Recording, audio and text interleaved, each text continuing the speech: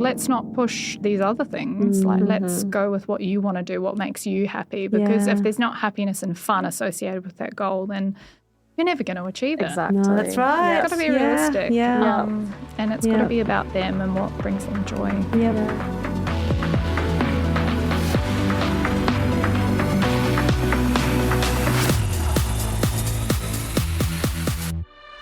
Hello, everyone. It's great to be here with you, Dana, continuing our conversation. Thank you. Thanks for having me back again. I feel like you have to say it's great to have me here, so thank you. We'll keep you for another week. Thank you. I am very excited to continue our conversation about fun today. And we actually have the perfect guest to talk about fun. We do.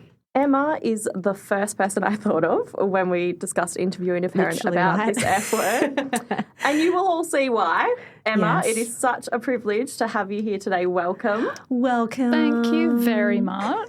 What an honour. Wow. To be thought of around the idea of fun. Yes. That's absolutely. exciting. There couldn't be a better way. That's right. What a great label. Because I'm just a giant child. Yeah, you can say that. Yeah, in the best way, in the best ways. So.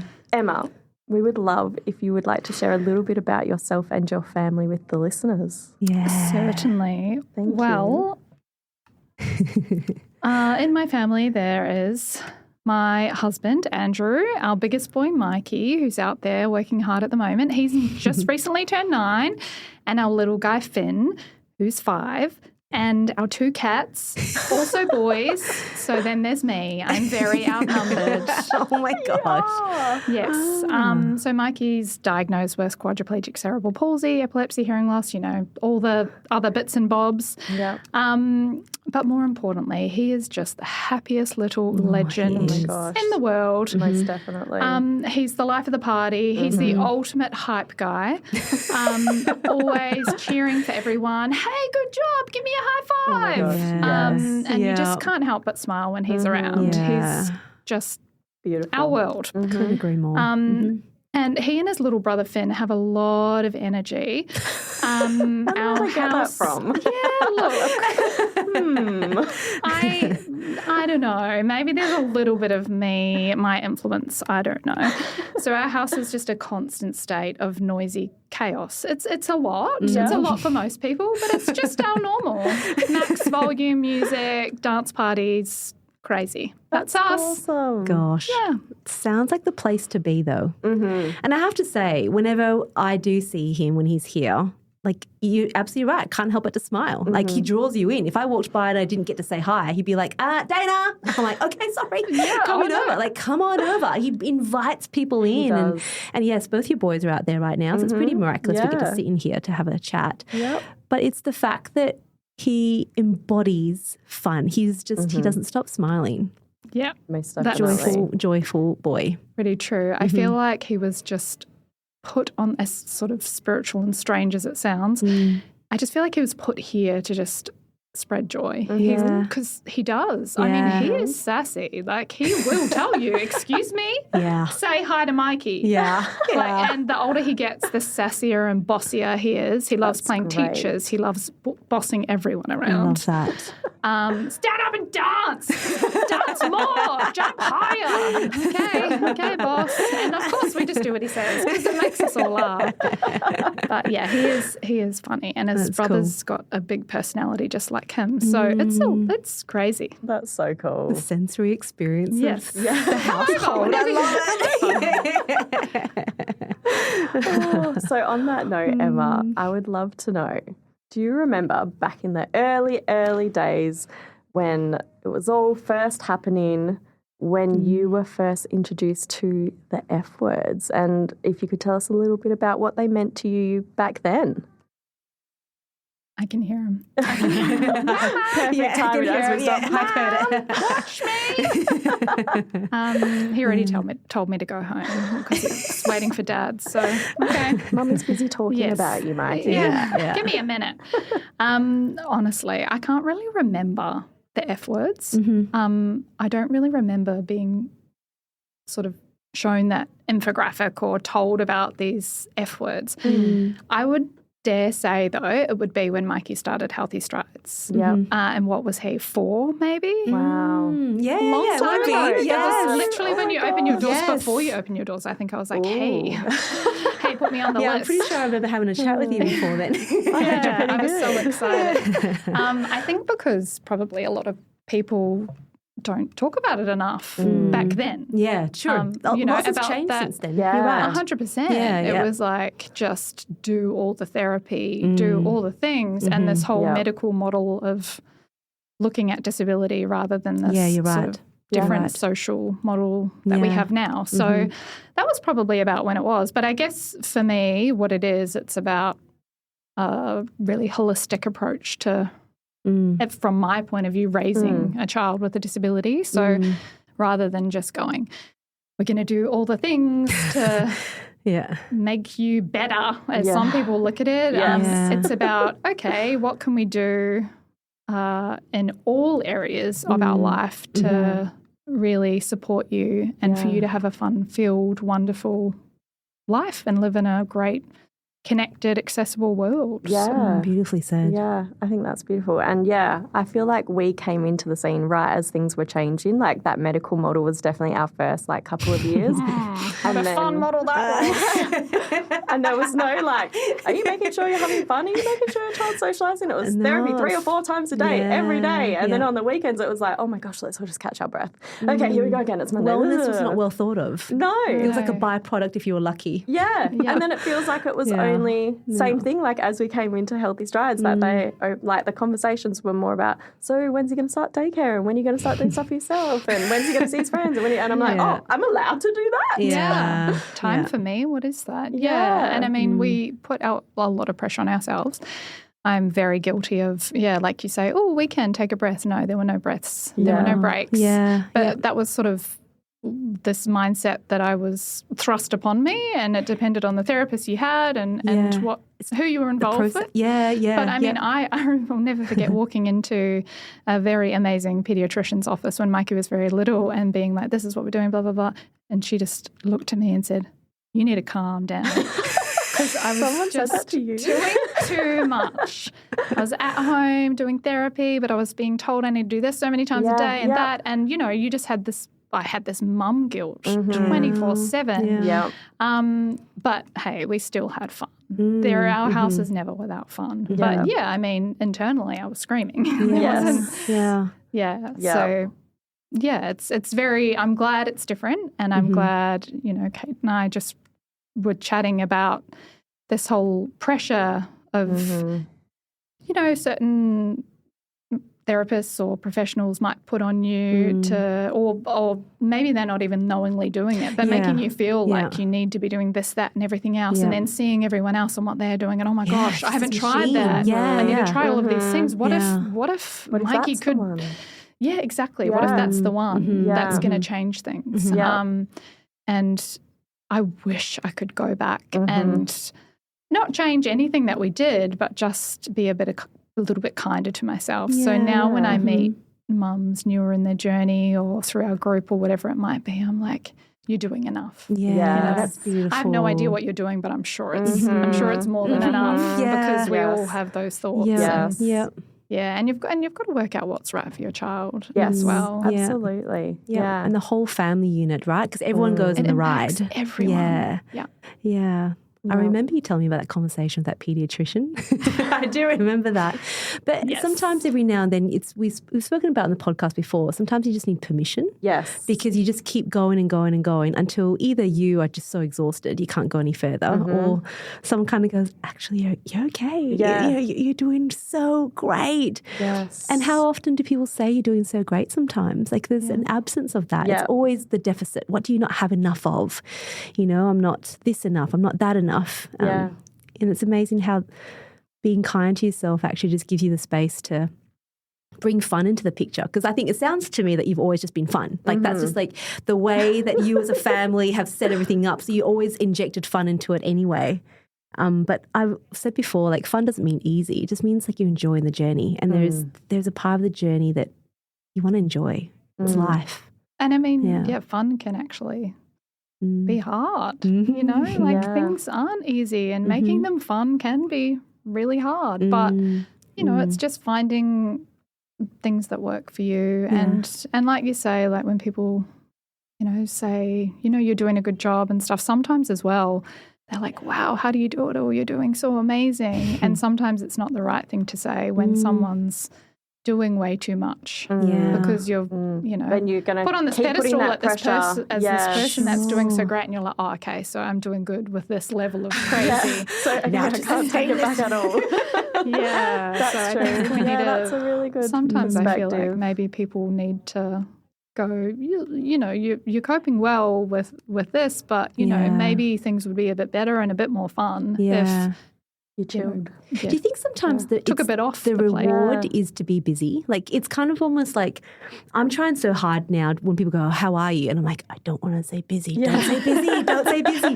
But I just am. But we almost kind of go busy is like what you want to attain. Like it's like I'm so busy. Like look at all the things that I'm doing. And it's almost this, like you said, like a bit of a pedestal. You're like, all right, I'm busy. I'm doing it all. Yeah. But actually, let's not reward that. No. Let's not do that. No, I think there's definitely a shift, like with younger people, like learning and realizing that's not the be all and end all to just be busy and involved, have a finger in every pie like me. It's really unhealthy. Don't do it, guys. That's my hot tip for today. But no, I think that's, as a society, we are all just so busy. It's like, oh, wow, so successful because you're so busy. You're on every board and you do this and you do that. And really? Do we want that? Yeah, especially for our kids. Like that was definitely my thing in the early days. We were just so busy all the time, and I thought it was the best thing for my child.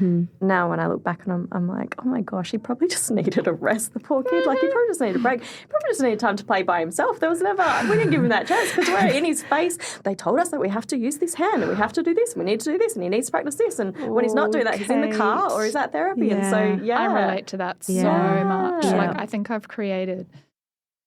Not a monster. No, I've created this child that loves attention. You know, like we've just done so much. And yes, he can be very independent, but he has always had that one-on-one, assistance and support, and like let's do this fun activity that can help you with your fine motor skills or whatever. So he's had a lot of that. So when his brother came along, it was a bit like, oh, hey, guys. I'm still here. I still need some help. So he really had to learn to fend for himself a little bit. So it's a good thing too. Yeah, no, it's crazy. He's fiercely independent now. Like, get out of here, Mum. I'd love to know, in the early days, Emma, what sort of things did you do to help Mikey find therapy fun? Because I know every child, it's at a different stage. Ours hit at about 3 where we were like, oh, okay, he doesn't want to do therapy anymore. What are we going to do? Like what sort of things did you do to just, I guess, make it fun, but also to make sure he was having fun? Like how did therapy help him have fun outside of therapy as well? Well, I think broad question. I think it's a tricky question. As I said, I'm just a bit of a big kid, so I love trying to make all situations fun, simple things. I've always encouraged lots of play with the kids and I guess right from the early stages tried to just make things games and fun and play rather than this is therapy. But looking back, I mean, sometimes it wasn't that fun and I probably would change, if I did it all again, I probably would change some of those real tough therapies that I put Mikey through. And every kid's so different, so it's really hard to say. Mikey's always, I guess, tolerated or enjoyed therapy quite a lot. He loves attention, so he's like, oh, new person. New person to chat to and boss around. But it was, I think just always trying to make simple things fun. Like if we're just, getting out of bed and need to go into the kitchen, stomping our way down with the music on. Making that's amazing. Some people don't. Like, I don't think I would think like that. So I think that's amazing insight. Of songs. That's so cool. It's so we great. have songs for just about every activity you can think about, whether it's like I am running really late, whatever it might be. There's a song for it. So Mikey's very obsessed with music, as you both know. So I guess that's his big driving motivator. So we've incorporated that in everything that we do. I mean, I pushed him a lot in the early days. He did so much therapy. And I think you're right. Sometimes he probably just needed a break. Yeah. And there was always this pushing and striving to give him every opportunity so he could be the best version of himself and listening to what everyone said and trying to do what I was told. But I mean, I will happily make a fool of myself to make anyone laugh, really, especially my children. So, I mean, I was in the gym squatting with other people, just entertaining him when he was little. I was doing handstands and all sorts just to entertain him, or dancing to music or whatever it might have been. Sounds like a very fun place to be. Yeah. Wherever you are. People think I'm pretty crazy. Dancing always. And we also, like, I've always laminated and made games and, you know, like made things that we can either take with us and he can choose, especially when he wasn't communicating as effectively as he is now. So he could have some choice and control because we didn't know at the start, but he really just wanted some control. He wanted, and that's why he loves technology, because he gets to have control of that. So definitely having a bit of a reward helped him, but finding what he liked. You know, he's got a very narrow range of interests.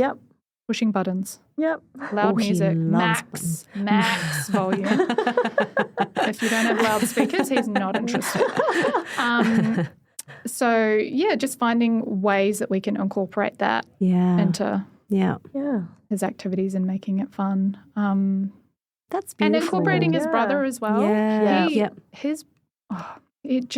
All he cares about is his brother being proud of him. That makes me teary to say. His brother's just like, get out of here. I'm playing superheroes with myself. And Mike is just like, Finn, watch me, Finn. Look, Finn, I did it like you. You know, he wants to be like his brother. You know, I'm walking like you, Finn. And so he just wants that. And so incorporating his brother is really motivating for him where we can. I mean, it's not like Finn is a tool to get Mikey to achieve something. But if it's fun for both of them, they can do it together. Playing hide and seek in the walker at therapy or whatever it might be. We'll see how long that lasts, and depending on the day of the week, who knows what their relationship will be. But I think there's so many ways, like, and just simple things at home. We found early on that we got better results when we were incorporating our daily life into the things we were doing, whether it was kind of making breakfast a game. So great. You know, even like, I'm going to put your food over here and you have to reach and get it, you know. It just sounds cruel. But I made it fun. So I don't know. There's so many ways you can be creative. I had a lot of PVC pipes when he was little to make all sorts of frames for things to hang off. Gosh, all sorts of fun things. Yeah. It just sounds to me, Emma, that you have, like, it's just so beautiful to hear it. You adapted everything that you just wanted him to access whatever it is that he wanted.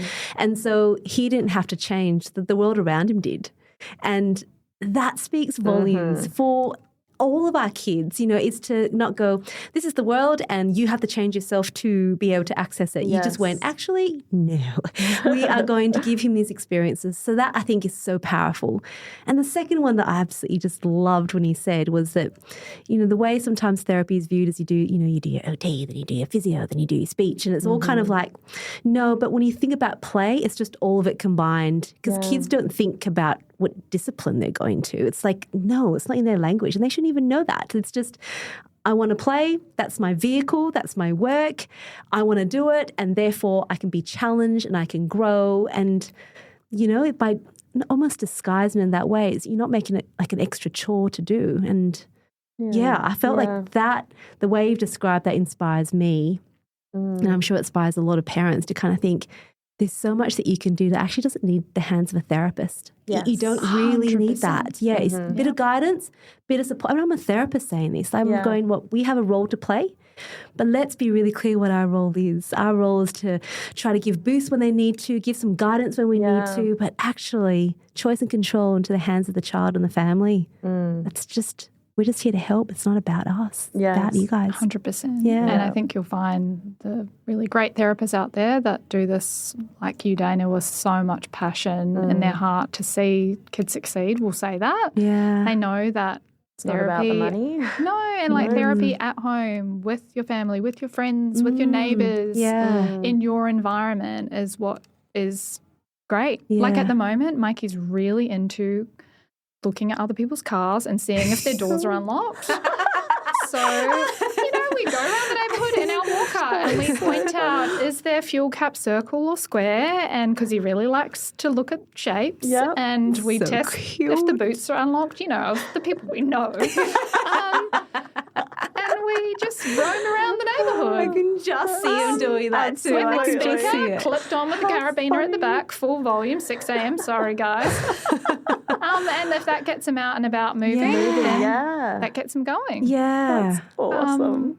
So that's beautiful. To me, that's just really normal. To everyone else, it's not. But I don't really think about how do we make it fun. It's just Mikey really guides us, especially now that he's bigger. He really leads the process. Yeah. And I think it shouldn't be about this is therapy. It should be this is play. Mm-hmm. Yes. Mm-hmm. And while we're playing, guess what? It's working on these things. That's right. But keep you healthy. That's right. Yep. There's speech. I love that. He feels so empowered to tell you now this is what we're doing, and it all just naturally incorporates. Sometimes I love it too. Sometimes not so much. And I would also say, as a final thing for everyone to hear too, it's because it's so important.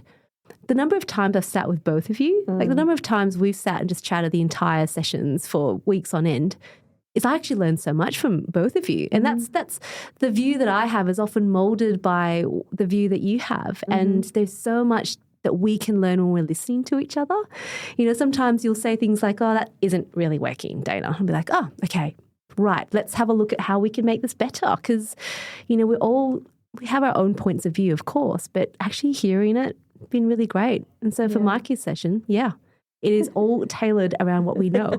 And if it changes, we'll change with you. And that's what I love about Healthy Strides is, if he wants to, what was it last time, pretend teachers or something. He was like, okay, we're at school today, you know?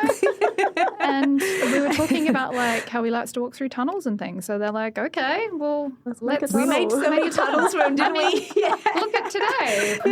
Mum forgot his AFOs and screws. Guys, I forget things too. He's too busy with everything else and he really can't walk without them. Dana straps some things to his feet and makes shoes. And he got to choose the colour, no yellow shoes today. So that was key. That was key. Yeah. I mean, and we could have gone, too hard and kick turn I around, could have gone there's no way I was turning around and going home. But I was like, we'll just make it work. I remember buying dog toys and gutting them. That sounds terrible. And taking out the squeaker and taping it to the bottom of Mikey's shoes. Yes. So he could hear the squeak because we're trying to get those really heels down. Yeah. That's so cool. And I guess I'm kind of a solutions-orientated person as much as it drives my husband crazy because I have many solutions and half solve a lot of problems at home. But he thought that was the funniest thing in the world. So great. So nothing but a gaffer tape can't fix. No, exactly. And it might be funny and great for half an hour, half a year or 5 minutes, but it's still worth trying. Yeah, it's worth trying. And if it's made him smile, great. Yeah, absolutely. Yeah. And if there's no fun outcome associated with Mikey's goals, then they're not goals worth doing. Yes. That's beautifully said. Because if I think we get so absorbed in what we want our children to achieve, especially when they're little, you know, I want my child to walk or whatever it would be. I let go of that very, very early. And I'm like, Mikey is walking. He is. Like people are like, oh, is he always going to be in a wheelchair or is he going to walk? I'm like, he's walking. Have you seen him? He goes wherever he wants to. Yeah. He's great at it. It doesn't matter if that's with help, with someone pushing, whatever it is. If he's he found his comfortable, safe space, so his wheelchair, he loves that and he loves that independence it gives him. And he's not completely independent in there, but that's something we've gone, okay, you love this. Yeah. Like, let's not push these other things. Like, let's go with what you want to do, what makes you happy. Because if there's not happiness and fun associated with that goal, then you're never going to achieve it. Exactly. No, that's right. It's got to be realistic. Yeah. And it's got to be about them and what brings them joy. Yep. Yep. And that's such valuable insight for all the families that are at the start of their journey, like we were, with all the pressure on their shoulders and just thinking that, you know, they have to go hard. Like, it's so nice to be able to have your reflections and your very wise advice. So thank you so much for sharing all of that, Emma. We got so much out of it. As always, I learned so much there again. Every time we interview a parent, I'm like, okay, I'm just going to know all these things down and apply that to our life later. That's the true lived experience, isn't It's amazing. It's how we learn from each other. So it's just brilliant. So thank you so much for being here, Emma. That was incredible. Pleasure. Thank you for so really great. grateful. So Free great. time. And to everyone listening, if you have any questions, come and ask us. Yes, if there's things you want to cover, please, let's do this together. Yeah. But we'll talk to you all again really soon. Thank Goodbye. you. Bye.